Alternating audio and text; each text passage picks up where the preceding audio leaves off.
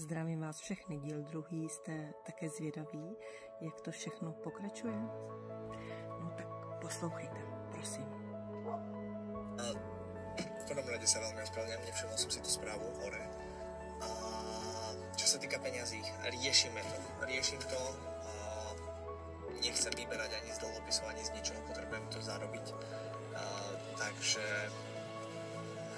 potrebujem ešte nejaký čas. Môžem tak povedať, že počas konferencie sa budú predávať lístky na ďalšiu konferenciu, takže tam viem, že určite zarobíme nejaké ďalšie korunky, takže by som vedel aj z toho. Je mi to veľmi blbé, fakt sa ti veľmi za to ospravedlňujem, keďže ste mi asi ako jediní verili stále, že mi to je veľmi blbé, tak toto riešiť a oznamovať. Ale máme tam viacero ešte vstupeniek nevyplatených a snažím sa fakt proste nech každému vyplatím to, čo mám, len je to fakt masakr ťažké. No, najmä, že rozbiehame ďalší projekt, potrebujem dať peniaze aj do toho nového projektu, lebo to staré mi nikdy nič nové nezarobí, takže ja potrebujem proste investovať, aby som mohol zarobiť. Keby som teraz platil, tak chápeš, jak to funguje. Tak i vy chápete, jak to funguje?